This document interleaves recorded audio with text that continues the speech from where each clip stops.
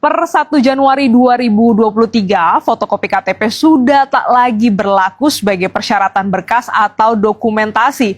Laporan langsungnya akan disampaikan jurnalis Kompas TV, Fedriska Ananda. Selamat pagi, Rizka. Jadi apa yang akan menggantikan KTP sebagai syarat pengurusan berkas atau dokumen?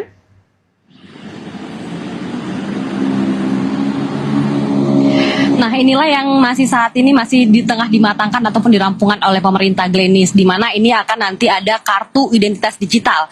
Kartu identitas digital ini sedikit berbeda dengan elektronik KTP yang selama ini kita miliki, di mana kalau misalkan kita menggunakan elektronik KTP ini harus mengfotokopi begitu ya ketika harus mengurus dokumen-dokumen administratif lainnya. Namun nanti per tanggal 1 Januari 2024 ini pemerintah ini mulai mencanangkan atau mulai menghimbau masyarakat warga untuk beralih ke kartu identitas digital, di mana nanti ini bentuknya berupa aplikasi yang nanti akan terintegrasi dengan data Dukcapil yang dimiliki oleh Kementerian Dalam Negeri, sehingga ketika nanti kita harus mengurus paspor ke rumah sakit ataupun mengurus pelayanan publik lainnya, ini kita tidak perlu mengfotokopi KTP yang seperti selama ini kita lakukan. Nanti kita akan terintegrasi dengan sebuah aplikasi yang bernama Kartu Identitas Digital ini, yang saat ini masih dikembangkan, masih dimatangkan sebelum nanti akan di-launching ataupun akan resmi digunakan pada tanggal 1 Januari ini. Nah, bagaimana nanti bentuk dari kartu identitas digital ini? Apakah nanti akan menggantikan sepenuhnya eKTP? Ini tentu tidak, karena memang sifatnya hanya melengkapi dari kartu KTP elektronik yang kita miliki saat ini, di mana nanti aplikasi ini akan berupa barcode begitu ya.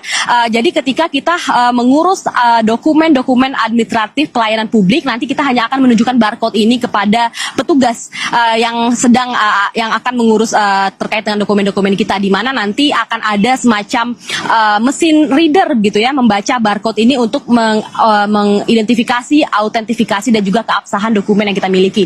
Nah, bagaimana cara untuk kemudian meregistrasi dan juga menggunakan aplikasi ini nanti? Nah, kita semua nanti bisa menggunakan ataupun mengunduh di platform ataupun App Store dari masing-masing smartphone kita, dan kemudian nanti tinggal meregistrasi dengan cara kemudian memasukkan nomor NIK kita, dan kemudian nanti kemudian membuat akun, dan nanti akan diberikan semacam password begitu ya.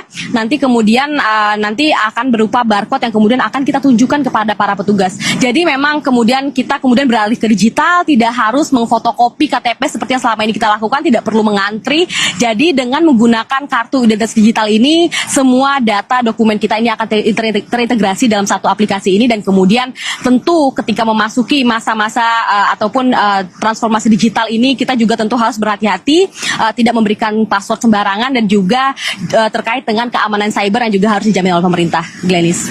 Baik, terima kasih jurnalis Kompas TV, Fedriska Ananda, atas laporan Anda.